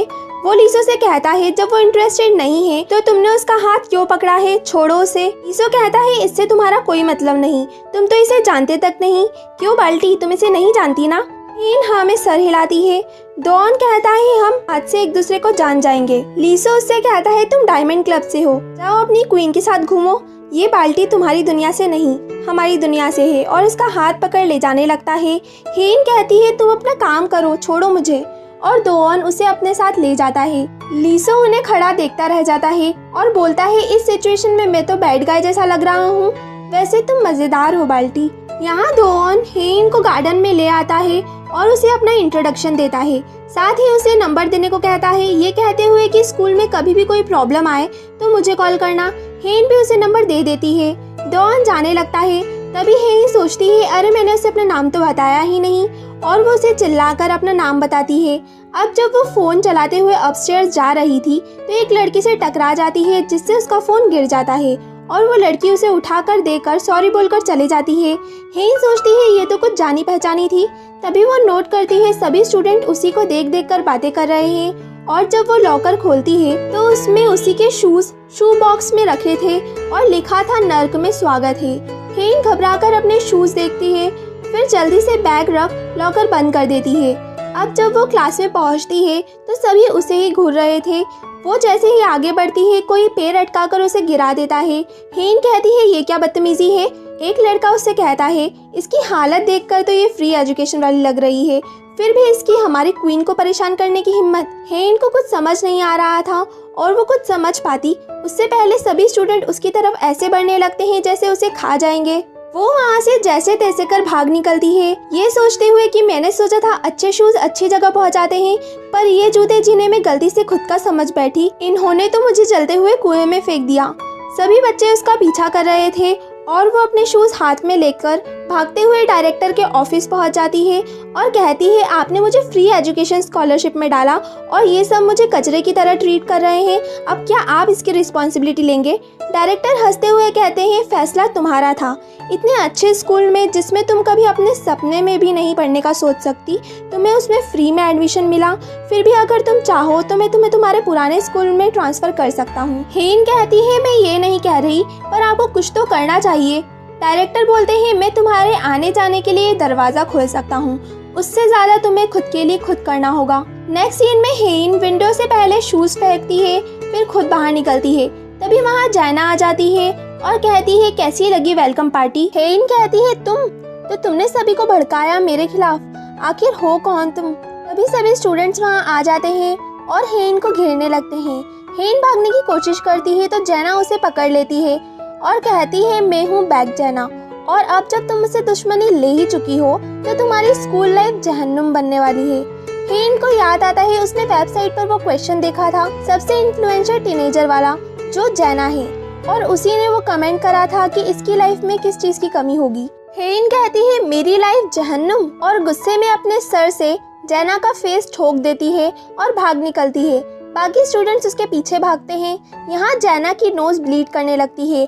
अब तो उसका गुस्सा चरम सीमा पर पहुंच चुका था। इन सभी स्टूडेंट से बचते बचाते ऊपर के फ्लोर पर पहुंच जाती है, जहां आगे रास्ता नहीं था और सभी स्टूडेंट्स वहां आने ही वाले थे। तभी कोई हेन का हाथ पकड़ उसे खींच लेता है। सभी स्टूडेंट्स चले जाते हैं। हेन उस लड़की को थैंक्स कहती है, उसका नाम ओशी अन है। वो हेन के पास शूज नहीं है, ये देख उसे शूज भी देती है और उससे पूछती है, तुम हेन हो ना, स्कूल कम्युनिटी पर तुम्हारी ही चर्चा चल रही है। और अब हेन इस स्कूल की थ्योरी समझ जाती है, that rich and poor one. हेन कहती है, और मैं पहले ही दिन सबसे पावरफुल लड़की से टकरा गई, मेरी स्कूल लाइफ तो गई काम से। ओशी कहती है, अगर ऐसा ना भी हुआ होता तो भी इक्वल एजुकेशन से होने के कारण तुम्हें बुली करना स्टार्ट कर देते। हेन कहती है, थैंक्स इसे सांत्वना देने के लिए। ओशी सॉरी कहती है। हेन कहती है, माफ़ी मांगने की ज़रूरत नहीं, सिर्फ यहाँ तुम ही हो जो पागल नहीं, बाकी सब तो मेरे पीछे खुले सांड की तरह भाग रहे हैं। तभी हेन कहती है, नहीं कोई और भी है, और ओशी को थैंक्स बोल वहाँ से चले जाती है। यहाँ हर जगह स्टूडेंट्स हेन की तलाश में लगे थे और हेन डॉन को मैसेज करने के लिए टाइप कर चुकी थी कि क्या जो तुमने मुझे कहा था तुम अभी भी मुझे बचाओगे, पर वो मैसेज टाइप कर सोच में पड़ी थी कि सेंड करूँ या नहीं। तभी स्टूडेंट्स उसे देख लेते हैं। हेन कहीं भाग भी नहीं सकती थी क्योंकि आगे पीछे ऊपर नीचे हर जगह से स्टूडेंट्स उसकी तरफ बढ़ रहे थे। हेन डॉन को मैसेज सेंड कर देती है और स्टूडेंट्स को रोकने के लिए उन्हें रिकॉर्ड करना स्टार्ट कर देती है, ये कहते हुए कि ये बुलिंग है और अगर आगे बढ़े तो ये वीडियो सीधा पुलिस के पास जाएगा। ये सुन सभी हंसने लगते हैं कि पुलिस से तुम जैसे गरीब लोग डरते होंगे, हम नहीं, भेजो पुलिस को भेजो। अब बेचारी हेन क्या करे, सभी उसकी तरफ बढ़ने लगते हैं। तभी हेन भागकर वहाँ से कूद जाती है। सभी चौंक जाते हैं क्योंकि यहाँ हेन को डॉन बचा चुका था और कहता है हाँ बिल्कुल, मैं अभी भी तुम्हें बचाऊंगा। ये न्यूज़ जैना तक भी पहुंचती है, जिसे भी समझ ही नहीं आ रहा था कि आखिर दोन एक इक्वल एजुकेशन वाले स्टूडेंट को क्यों बचा रहा है। तभी हेन को उसकी स्टेप मॉम के वर्ड्स याद आते हैं कि तुम्हारे डैड से प्यार करती हूँ, इससे मैं विलन कैसे हुई। और यही सेम लाइन उससे हेन ने भी कही थी। अरे नहीं नहीं, अपनी हेन नहीं, वो कोमा में गई हुई हेन कि इससे मैं विलन कैसे हुई। फिर जैना एक रेस्टोरेंट में पहुंचती है जहां उसका फैमिली डिनर था और वो तो अपनी स्टेप मॉम से नफरत करती थी, जिससे उसका बिहेवियर उसकी मॉम के टुवर्ड्स देख उसके डैड बहुत गुस्सा हो जाते हैं। और जब जैना को पता चलता है कि उसकी स्टेप मॉम प्रेग्नेंट है, वो वहाँ से उठकर तुरंत चली जाती है। यहाँ दोन हेन से कहता है क्या तुम सच में ठीक हो, कहीं कोई चोट तो नहीं आई। वो कहती है नहीं, सिर्फ पैर में हल्की सी खरोच है। दोन तुरंत उसे बैंडेज लगाने लगता है और कहता है मैं हेन को पसंद करता हूँ। हेन ब्लश करने लगती है और उसे याद आता है जब वो बचपन में कभी भी सिंड्रेला नहीं बनना चाहती थी, सिर्फ एक रिच इंसान बनना चाहती थी। पर क्या वो सिंड्रेला बनना चाहती है एक प्रिंस के लिए। तभी दोन कहता है किम हेन, उसे किसने मारा, तुमने उस रात देखा था ना, किसने उसे धक्का दिया। ये सुन हेन सोचती है सिंड्रेला बनने को गोली मारो और उठकर जाने लगती है। दोन उसका हाथ पकड़ लेता है। हेन कहती है अगर मैंने तुम्हें बताया तो तुम मुझे क्या दोगे। और सीन यही कट होकर नेक्स्ट डे पर शिफ्ट होता है जब दोन कार से उतरता है और उसके साथ हेन भी उतरती है। ये देख तो हर एक बच्चे की आंख फट जाती है कि ये दोनों साथ क्यों, क्या ये दोनों डेट कर रहे हैं। यहाँ जैना भी ये सब देख रही थी। हेन जब जा रही होती है तो सभी कह रहे थे देखो ये वही है, ये वही लड़की है। और जब वो लॉकर के पास पहुंचती है तो तीन लड़कियां उसके पास आती हैं और कहती है ये सब क्या है, दोन और तुम्हारे बीच क्या चल रहा है। हेन कहती है इससे तुम्हें क्या, अच्छा दोन डायमंड क्लब से है इसलिए तुम उसके पालतू कुत्ते जो हो। वो लड़कियां गुस्से में कहती है दोन तुम्हारे जैसी लड़की को कभी डेट नहीं करेगा, वो सिर्फ तुम पर दया दिखा रहा है, जाओ कांच में अपना चेहरा देखो और बॉडी भी। ये सुन हेन को बहुत गुस्सा आता है और वो कहती है हाँ सही कहा, हम दोनों डेट कर रहे हैं। ये सुन सब चौंक जाते हैं। यहाँ जैना के चमचे भी दोन से पूछते हैं कि तुम उस गरीब लड़की को क्यों बचा रहे हो। तभी हमें वो सीन दिखाया जाता है जब दोन हेन से किलर का नाम पूछता है। हेन कहती है तो तुम किम हेन को पसंद करते हो और ये सब तुमने जानबूझकर किया, मुझसे ये कहना कि कोई भी प्रॉब्लम होने पर तुमसे कहूँ। दोन कहता है मैंने तुमसे डैड को बात करते सुना था, झूठ मत बोलना, बताओ कौन था वो। हेन कहती है तो जाओ अपने डैड से पूछो और जाने लगती है। दोन उसे रिक्वेस्ट करता है कि उसके सिवाय ये उसे कोई नहीं बता सकता। हेन कहती है इसके बदले तुम क्या करोगे। दोन कहता है तो तुम मुझे बताओगी। हेन कहती है ये तुम्हारे बिहेवियर पर डिपेंड करेगा। यहाँ दोन उनसे कहता है हम दोनों डेट कर रहे हैं तो उससे परेशान मत करना। दोनों ही सिर्फ उसे देखते रह जाते हैं और कहते हैं हेन से लीसो भी सवाल करता है कि उसने ये 2 दिनों में क्या कर दिया, जैना का चेहरा भी बिगाड़ दिया और दोन का दिल भी चुरा लिया। हेन ये कहकर चली जाती है कि ये बकवास करने के लिए मुझे बुलाया था। उसके जाने के बाद लीसो कहता है बाल्टी सच में इंटरेस्टिंग है। हेन जब क्लास में पहुंचती है तो वो तीनों लड़कियां अचानक से उससे बहुत मीठे बातें करने लगती हैं। हेन कहती है साफ साफ अपने बिहेवियर में चेंज के बारे में बताओ। तो वो कहती है अब जब तुम दोन को डेट कर रही हो तो दुश्मनी रखने का कोई फायदा नहीं। हेन भी कहती है ठीक है। वो उससे बहुत से सवाल करने लगती है कि तुम दोन से कब मिली और तुम उसे पहले से जानती थी ना, वगैरह वगैरह। हेन कुछ जवाब नहीं देती। फिर वो उसे एक पार्टी में आने का इनवाइट करती है, उसे ताना मारते हुए कि इस पार्टी में सिर्फ रईस लड़कियां आ सकती हैं, पर तुम्हें खास मौका मिल रहा है। हेन कहती है कोई जरूरत नहीं। अब नेक्स्ट सीन में जब वो सन से कन्वीनियंस स्टोर में मिलकर उसे ये सब बताती है तो वो उससे कहती है तुम पागल हो, इतनी बड़ी पार्टी में जाने का मौका मिल रहा है और तुम मिस कर दोगी। हेन कहती है हाँ मैं नहीं जा रही, और वैसे भी अगर मैं जाना चाहूँ तो भी नहीं जा सकती क्योंकि पार्टी का ड्रेस कोड इवनिंग गाउन है और मेरे पास कोई ओकेशनल ड्रेस नहीं। तभी सन कहती है फिक्र मत करो और उसे एक ड्रेस दिखाती है जो छोटे बच्चों की फ्रॉक थी। रेंट पर सिर्फ बच्चों के कपड़े मिल रहे थे। तभी सन को एक आइडिया आता है और वो कहती है कोई है जो तुम्हें ड्रेस दे सकता है। नेक्स्ट सीन में दोनों नायोन के सामने बैठे थे जो कहती है तुम्हें इतनी स्पेशल पार्टी में जाने का इनविटेशन कैसे मिला, जहाँ के बारे में किसी को कुछ नहीं पता क्योंकि वो इतनी कॉन्फिडेंशियल जो है। वो कहती है मैं तुम्हें ड्रेस दे दूंगी पर बदले में तुम्हें पार्टी की हर एक खबर मुझे बतानी होगी। ये सुन दोनों ही बहुत खुश होती हैं। हेन उसे कुछ पैसे भी देने लगती है, जिस पर नायोन कहती है, मैं इन चिल्लरों को क्या करूँगी? जो ड्रेस मैं तुम्हें दे रही हूँ वो $8,000 की है। बस मेरी ड्रेस को क्लीन रखना। और अपनी मेड को कॉल कर ड्रेस पैक कर लाने को कहती है। घर पहुँच हेन को पार्टी की प्लेस और एंटर होने के लिए QR कोड भी रिसीव हो जाता है। अब नेक्स्ट सीन में सन हेन को कार से बाहर निकालती है। हेन उस ड्रेस में बहुत ब्यूटीफुल लग रही थी।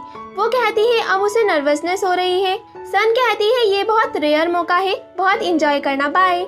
हेन होटल में पहुंचती है, जहाँ की डेकोरेशन और ब्यूटीफुल गर्ल्स को देखकर वो हैरान थी।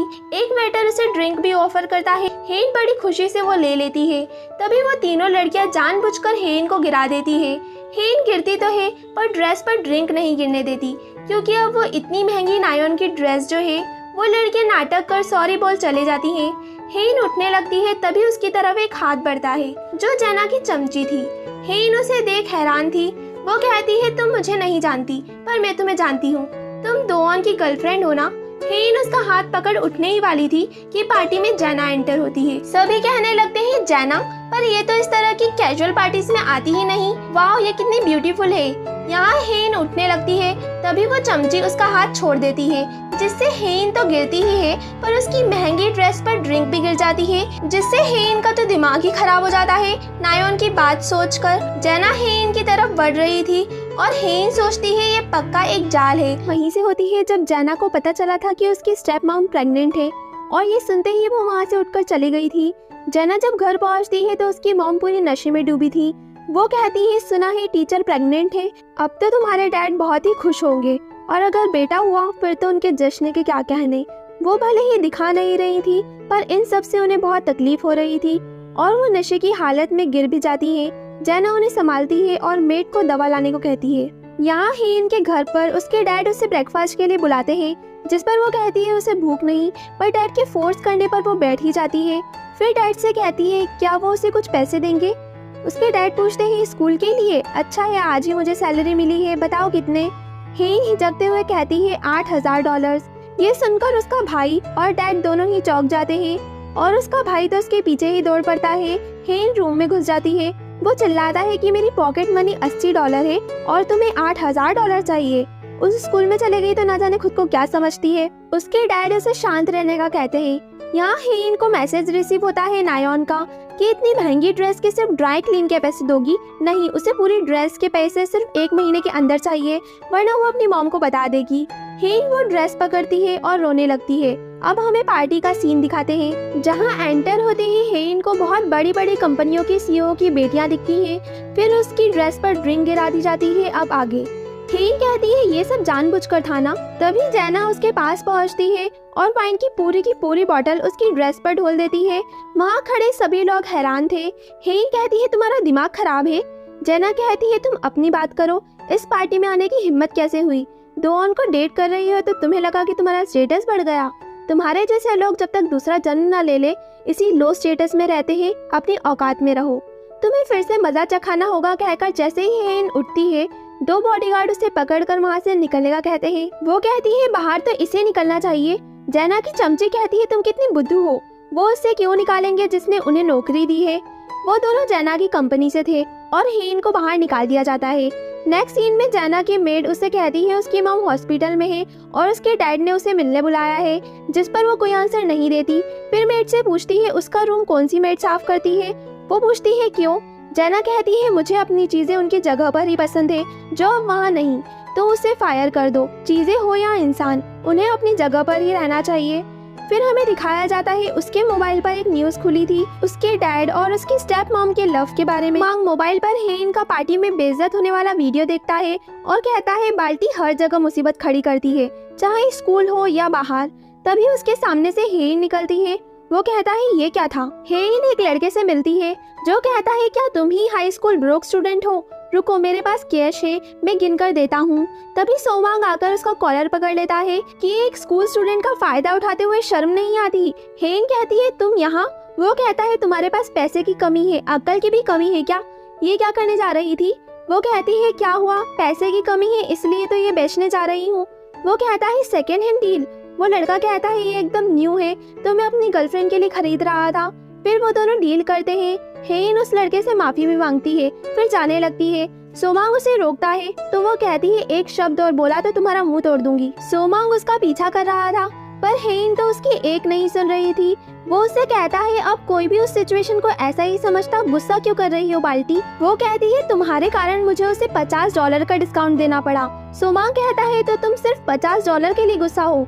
हेन कहती है सिर्फ, तुम्हें क्या लगता है इतनी रात को इतनी दूर घर होने के बावजूद मैं पैदल क्यों जा रही हूँ। सोमांग मजाक में कहता है क्योंकि तुम्हारे पास टैक्सी के पैसे नहीं। हेन कुछ नहीं कहती। सोमांग कहता है क्या सच में। वो उससे कहती है तुमने कहा कि कोई भी उस सिचुएशन को ऐसा ही समझता, पर अगर मेरी जगह जैना होती तो भी क्या तुम ऐसा ही समझते। वो कहता है बिल्कुल नहीं। हेन जाने लगती है। सोमांग उसे रोकता है कि तुम्हें कितने पैसे चाहिए। फिर नेक्स्ट सीन में वो उसे घर तक ड्रॉप करता है। घर पहुंच हेन बहुत सी जॉब सर्च करती है पर कोई भी 1 महीने में इतने पैसे नहीं दे सकती थी। नेक्स्ट डे स्कूल में टीचर हेन का जोश ठंडा पड़ा देख उसे कुछ स्कॉलरशिप पैम्पलेट देकर सोचने का कहती है। अब जब वो बाहर निकलती है तो सभी उसे देखकर हंस रहे थे। हेन को अपने पीछे एक नोट लगा मिलता है फ्री एजुकेशन वाली का। तभी उसे रास्ते में जाना मिलती है। वो कहती है अब समझ आया, तुम चाहे कहीं भी भागो पर अपनी गरीबी से नहीं भाग सकती। हेन कहती है लगता है मेरे बारे में मुझसे ज्यादा तुम जानती हो। तुम्हें पता है टाइम की भी एक कीमत होती है और तुम अपना टाइम मुझ पर लगा रही हो। लगता है मैं बहुत खास हूँ। जैना कहती है तुम बहुत अनोइंग हो।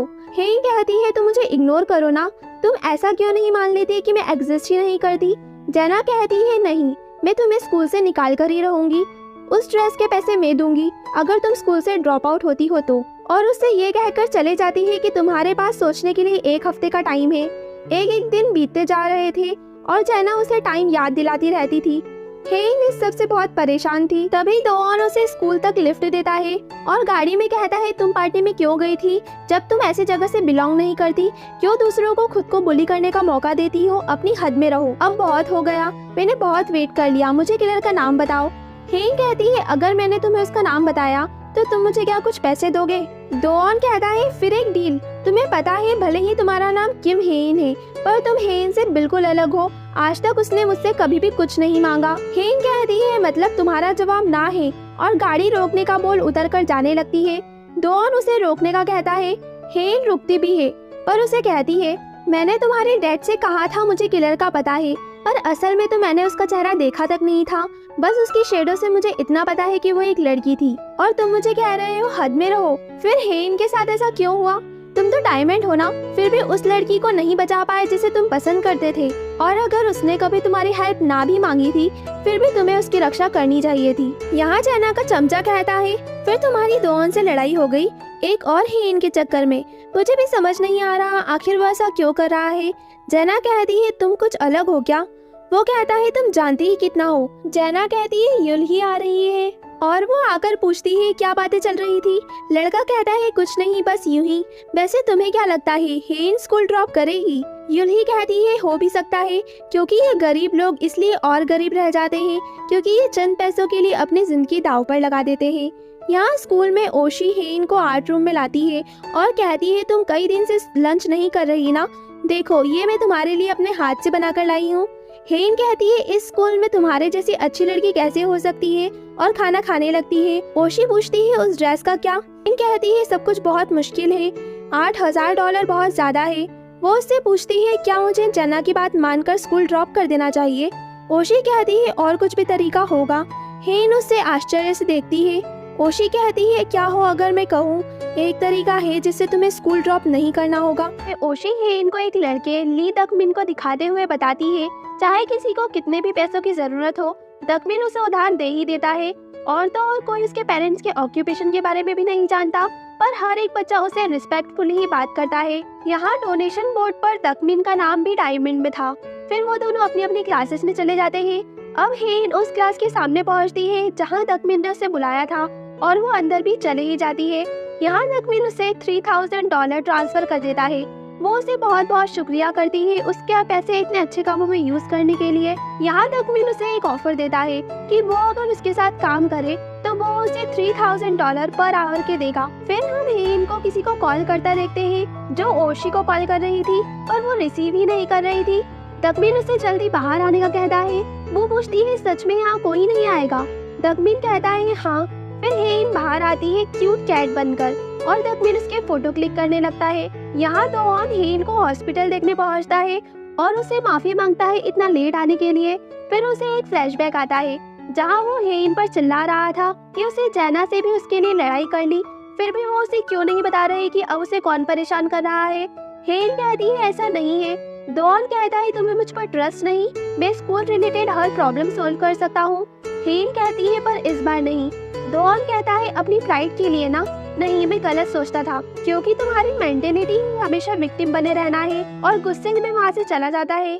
यहाँ ये सोचते हुए वो हेन का हाथ पकड़े था। दकमिन हेन के ढेर सारे पिक्चर्स क्लिक कर रहा था अलग अलग कॉस्ट्यूम्स में, और हेन सोच रही थी पैसे कमाने के लिए अपनी प्राइड को भी साइड में रखना ही पड़ता है। सिर्फ 1 ही घंटे की और बात है। अब शूट पूरा होने के बाद जब वो जाने लगती है तो दकमिन कहता है बस एक ड्रेस और। हेन कहती है कितनी बार, एक बार और एक बार और। वो कहता है मैं एक्स्ट्रा पे करूंगा। ये सुनकर हेन ड्रेस चेंज करने जाने लगती है तो वो उसका हाथ पकड़ कहता है पर एक कंडीशन पर, तुम ये यहीं चेंज करो। हेन तुम पागल हो कहकर जाने लगती है तो वो कहता है मैं इसके लिए $5000 दूंगा।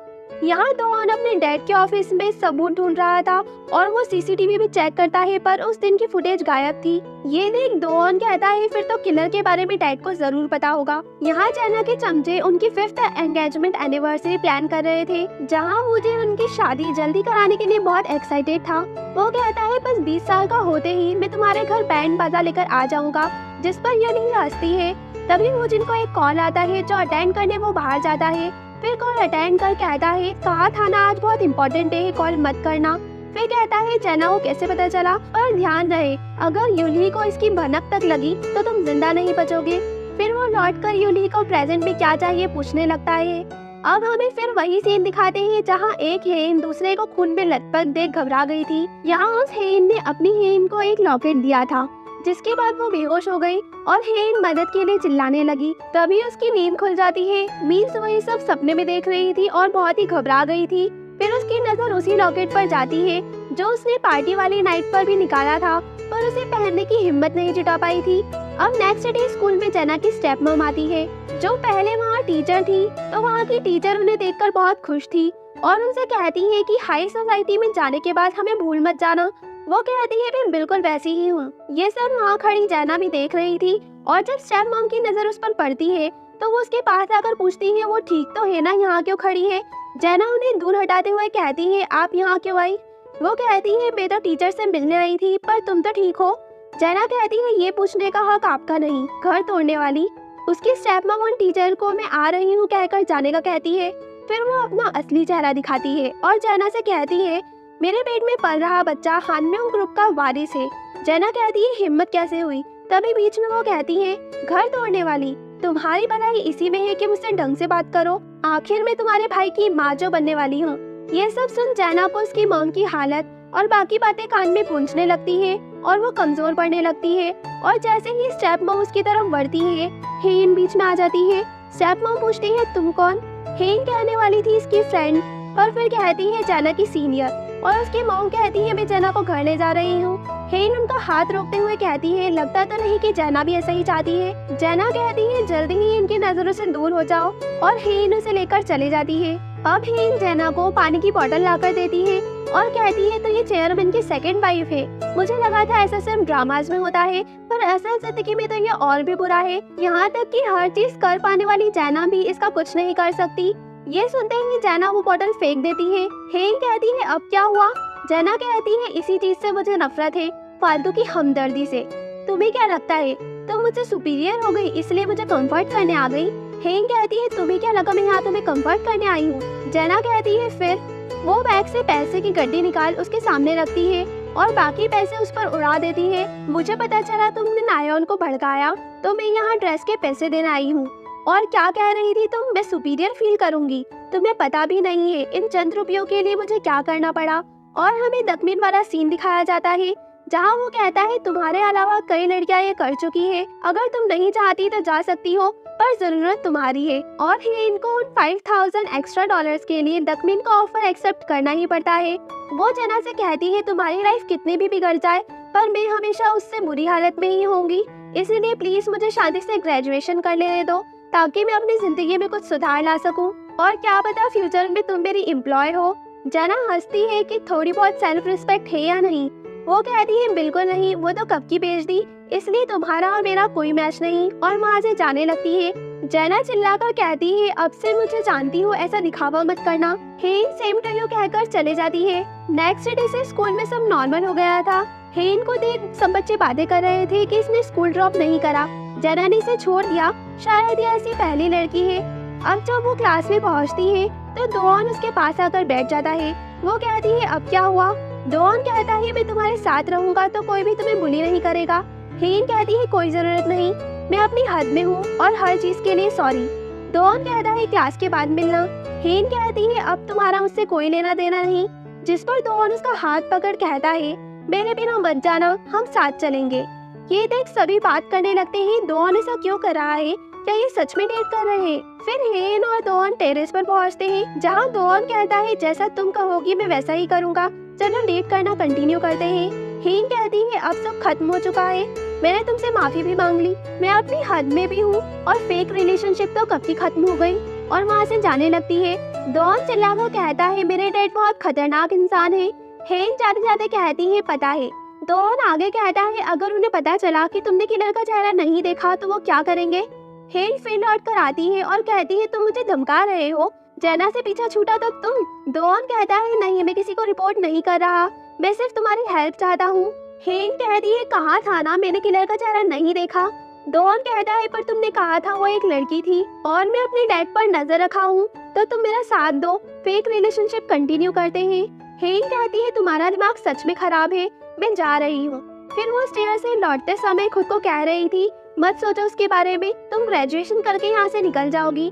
तभी उसे एक मैसेज रिसीव होता है जिसमें लिखा था तुम स्कूल में तो आ गई पर बहुत जल्दी रुक गई, और उसमें तकमीन के सामने ड्रेस चेंज करने वाला वीडियो था, जो देख हेन बहुत चक्की रह जाती है।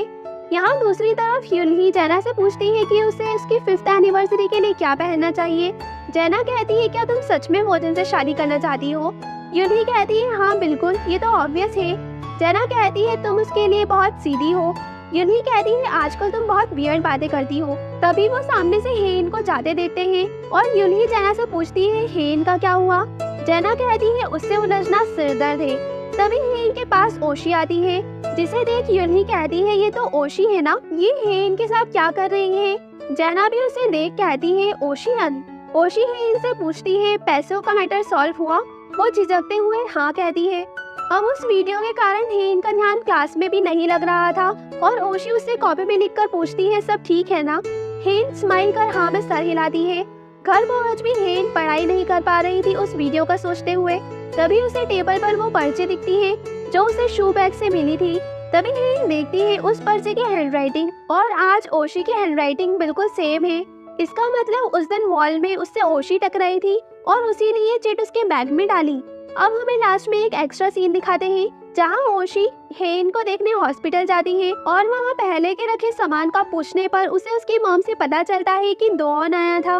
फिर उसकी मॉम के फोन पर बात करने जाते ही वो हेन से कहती है मैं आ गई, तुम बहुत लकी हो जो दोन तुम्हारे सिवाय किसी को देखता तक नहीं। क्या किया था तुमने ऐसा उससे पाने के लिए? तुम एक बुरी आत्मा हो। वैसे अभी तक दोन को ये नहीं पता ना कि तुमने क्या करा था, और हंसती है। फिर जब वो बाहर जाती है तो उसे हेन वाला वीडियो रिसीव होता है कि काम हो गया, जिसे देख वो बहुत खुश होती है और कहती है हेन तुम तो हमेशा वही करती हो जो मैं करवाना चाहती हूँ। हेन डोनेशन बोर्ड पर black group means 1 million donation वालों में ओशी का भी नाम देखती है और कहती है उसने झूठ बोला। अब सीन 1 साल पहले का दिखाया जाता है जहाँ ओशी बोर्ड के सामने खड़ी थी और उसका नाम डायमंड क्लब से हटाया जा रहा था। वहीं बाकी बच्चे बात कर रहे थे कि इसे शर्म नहीं आई स्कूल आने में, इसकी डैड तो जेल गए ना। ये सब सुन ओशी उन्हें वहाँ से दफा हो जाने को कहती है, जिस पर एक लड़की और उसका ग्रुप वहाँ से उसका मजाक उड़ाते हुए जाने लगता है। तो ओशी उस लड़की के बाल पकड़ उसे जमीन पर पटकते हुए कहती है अभी भी मेरी फैमिली तुमसे सुपीरियर ही है, और उसे थप्पड़ लगाने लगती है। तभी कोई उसका हाथ पकड़ता है जो जेना थी और वो उसे थप्पड़ लगाती है। ओशी कहती है तुम भी? जेना कहती है बचपन से ही हमें सिखाया गया था ना अपने स्टेटस वालों से दोस्ती करो, तो अब तुम मेरी दोस्त नहीं रही। ओशी कहती है तुम ऐसा करोगी वो भी मेरे कर्ज में दबे होने के बावजूद? जेना उसके कान में कहती है कर्ज। वैसे क्या तुम्हें पता है इस मोमेंट का मैंने कब से इंतजार किया था। अब सीन फिर प्रेजेंट में शिफ्ट होता है जहाँ ओशी किसी को कॉल करते हुए कहीं जा रही थी कि जेना सामने आकर कहती है कहा था ना ग्रेजुएट होने तक मेरे सामने आना भी मत। ओशी उसे सॉरी बोल जाने लगती है तो जेना उसे रोकती है और पूछती है तुम क्या गेम खेल रही हो, हेन से दोस्ती क्यों। पहले तो ओशी नाटक करने लगती है कि कौन हेन, जिस पर जेना कहती है अपनी नौटंकी बंद करो वरना तुम्हारा सीक्रेट खुल जाएगा। ओशी कहती है पर प्रूफ क्या है। जेना कहती है तुमने खुद कबूला था। ओशी कहती है हाँ, पर कौन यकीन करेगा हानमुक ग्रुप का बेटा मेरी वजह से मरा। और वैसे भी अब तो हमारे स्टेटस भी सेम हो जाएंगे। तुम्हारी कंपनी का हायर तुम्हारा छोटा भाई जो आने वाला है। ये सब सुन जेना गुस्से में वहाँ से जाने लगती है। तभी वो फिर वही दिन याद करती है ओशी को थप्पड़ लगाने वाला, जहाँ ओशी जेना से कहती है अब तो हमारे लेवल भी सेम हो जाएंगे। और बाकी बच्चे जेना के डैड के अफेयर की बातें करने लगते हैं। यहाँ जेना को जाता दोन देख रहा था और सोच रहा था क्लास में जेना ने कहा था हेन यही डिजर्व करती थी।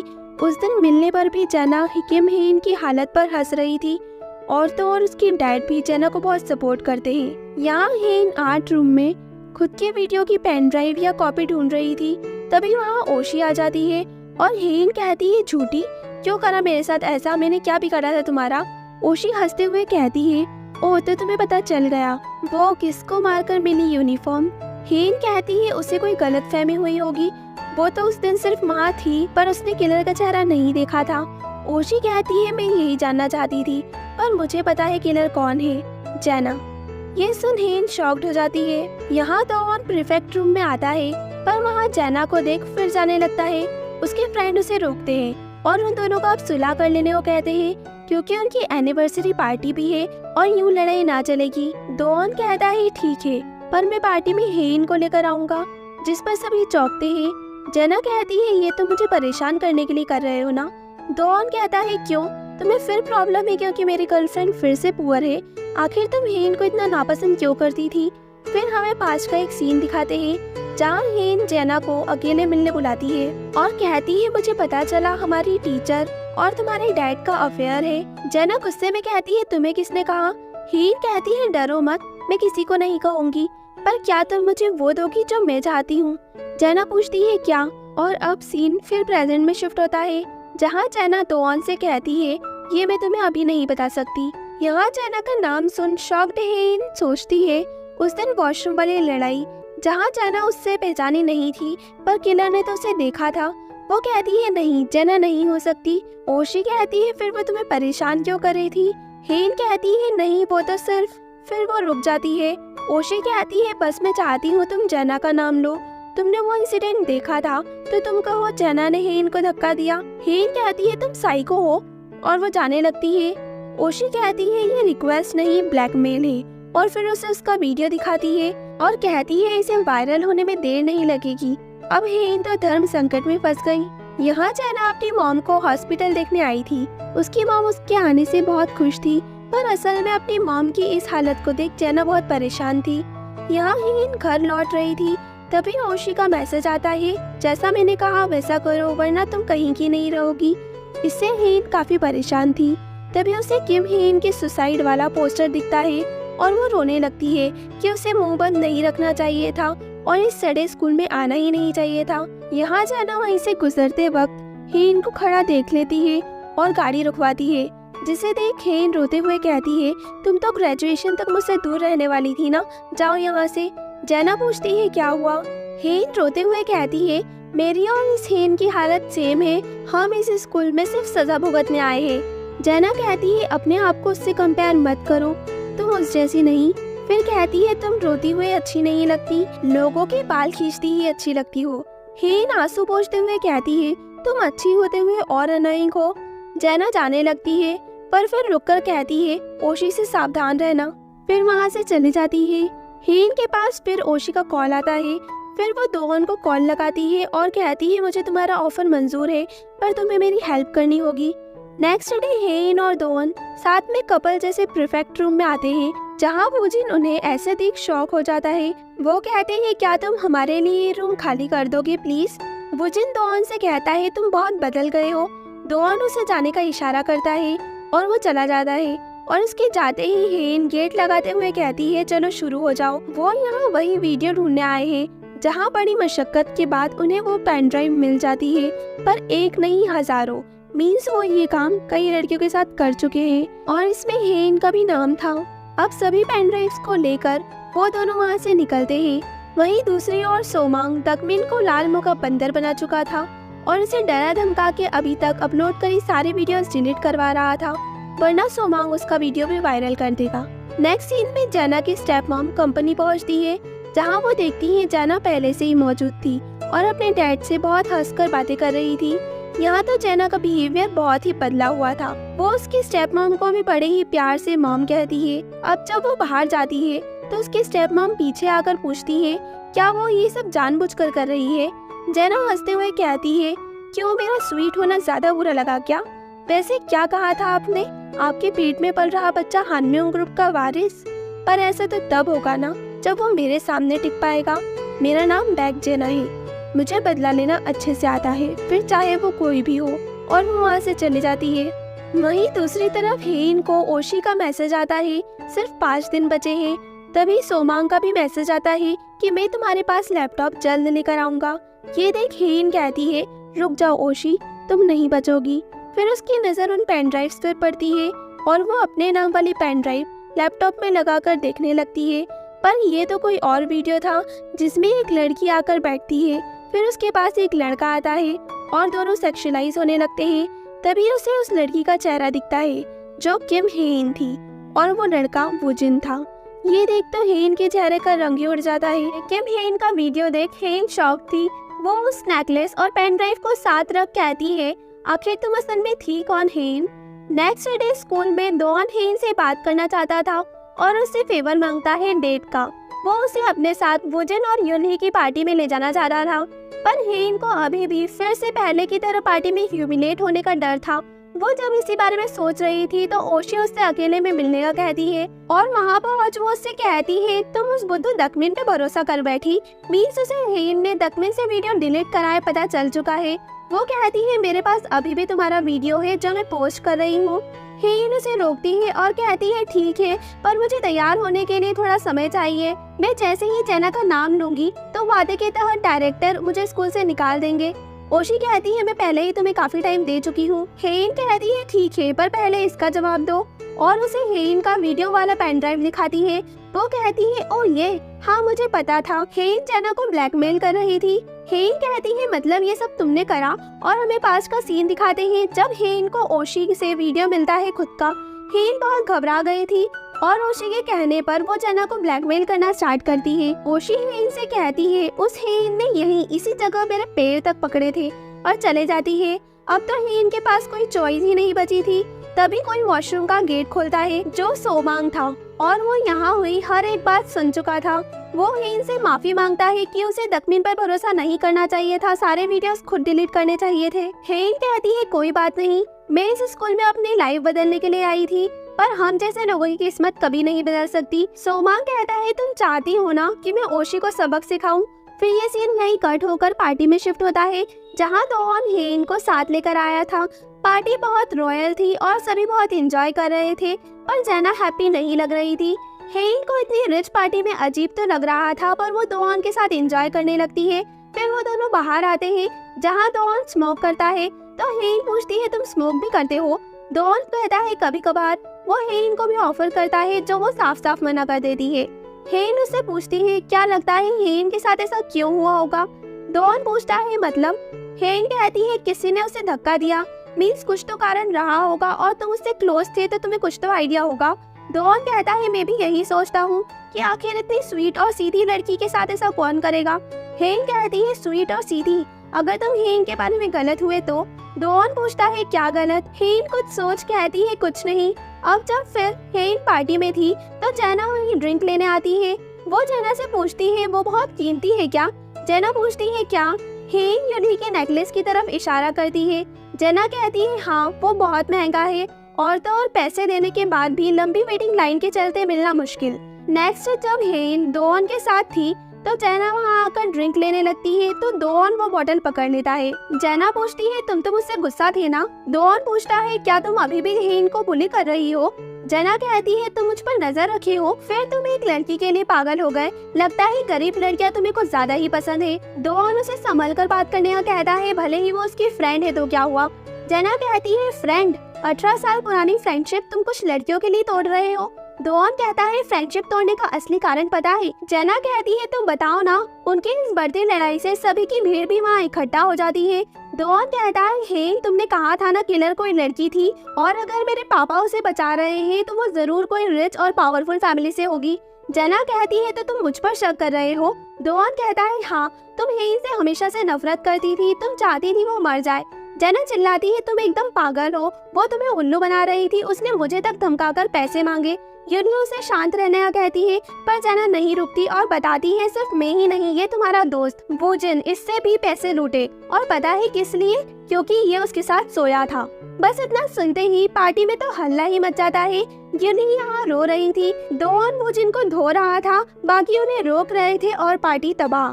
फिर हमें पास का वही सीन दिखाते हैं जब ओशी ने हेन को वो वीडियो सेंड करा था, पर वो तो उल्टा खुश थी और वो वीडियो वूजिन को भेजती है, जो उसे कॉल कर गुस्से में पूछता है ये सब क्या है। हेन कहती है अगर ये यूली को मिल गया तो। वूजिन बहुत डर गया था।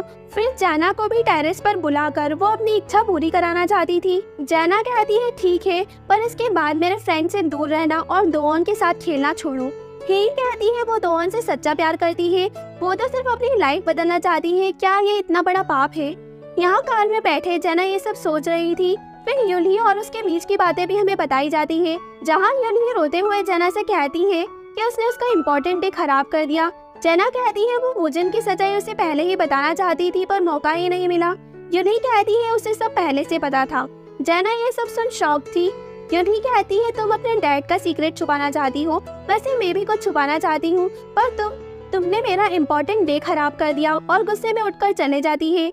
यहाँ ये सब सोच रही जना की कार का डोर अचानक हेन खोलती है और अंदर बैठ जना से कहती है वो उसे घर तक छोड़ दे, उसकी बस मिस हो गई। जना उसे घर पहुँचाती है और हेन उसे अपने रूम तक ले जाती है। शायद जना पहली बार इतने छोटे घर में आई थी। यहाँ हेन उसे वो नेकलेस दिखाती है। जना पूछती है ये तुम्हें कहाँ से मिला। हेन कहती है तुमने कहा था अगर पैसे हो भी तो भी उसे पाना मुश्किल है। भले ही दोन और ओशी समझते हैं तुम कातिल हो, पर मुझे पता है तुम नहीं हो। ये नेकलेस उस रात गिरने के बाद हेन ने मुझे दिया था। जना उसे शॉक्ड होकर देखती है। हेन कहती है अब तुम भी जानती हो कातिल कौन है। अब हमें एक सीन दिखाते हैं जहाँ हेन को वूजिन का मैसेज आया था टेरेस पर मिलने का, जिस वजह से वो टेरेस पर थी। तभी वहाँ यूली बहुत ही गुस्से में आती है। हेन शॉक थी कि वो वहाँ कैसे, मीन्स उसी ने उसे मैसेज कर बुलाया था। यूली उसे बहुत ही गुस्से में धक्का देते हुए कहती है जो मेरा है उसे हाथ लगाने की हिम्मत भी कैसे हुई। हेन कहती है आखिर उस वूजिन में इतना अच्छा क्या है, और उनकी हाथापाई स्टार्ट हो जाती है जिसमें हेन नीचे गिर जाती है, और साथ ही यूली का नेकलेस भी उसके हाथ में था। ये देख यूली बहुत घबरा जाती है और नीचे देखने पर वहाँ कोई खड़ा था जो अपनी हेन थी। यूली रोने लगती है। अब नेक्स्ट डे स्कूल पहुँचते ही हेन को ओशी का मैसेज आता है कि आज ही वो दिन है, और अगर हेन ने वो नहीं करा जो वो चाहती है तो उसका वीडियो 12 बजे तक पोस्ट हो जाएगा। यहाँ यूली वूजिन पर बहुत गुस्सा थी और उससे बहुत नाराज भी, पर फिर दोनों की सुलह हो जाती है। यहाँ रात में हेन ओशी से कॉल पर कह रही थी कि वो स्कूल पहुँच रही है, उसे कुछ बताना है, वो वीडियो पोस्ट ना करे, पर ओशी अब बहुत देर हो गई कहकर कॉल कट कर देती है। हेन हड़बड़ी में टैक्सी रोकने की कोशिश में लगी थी। यहाँ स्कूल में टेरेस पर पहुँच ओशी हेन का वीडियो पोस्ट कर देती है। तभी वहाँ को याद आए, जिससे ओशी कहती है ओ तो तुमने मुझे यहाँ बुलाया। फिर ये सीन यहीं कट हो जाता है और हेन पर शिफ्ट होता है, जो स्कूल आ गई थी और ओशी को कॉल कर रही थी, पर वो रिसीव ही नहीं करती। हेन बहुत परेशान थी। तभी उसे फिर किसी के गिरने की आवाज आती है और वो पीछे पलटती है, ये सोचते हुए कि उसे भ्रम हुआ होगा, पर उसकी आंखों के सामने ओशी पड़ी थी खून से लथपथ। ये देख हेन बहुत ज्यादा घबरा जाती है। अब सीन दोन पर शिफ्ट होता है, जो हेन को हॉस्पिटल देखने आया था और कह रहा था तुमने वो सब क्यों किया, प्लीज उठो और एटलीस्ट कुछ रीजन तो बताओ। फिर वो वहाँ से चला जाता है, पर उसके जाने के बाद हेन की उंगलियां हिलने लगती है और वो धीरे धीरे आंखें खोलती है। वो कोमा से जाग गई है। पर यह सीरीज यहीं एंड हो जाती है। उम्मीद है इतने सस्पेंस के बाद सेकंड सीजन आएगा। अगर वीडियो अच्छी लगी हो तो लाइक करें और इसी तरह के इंटरेस्टिंग वीडियोस के लिए सब्सक्राइब करें। बाय।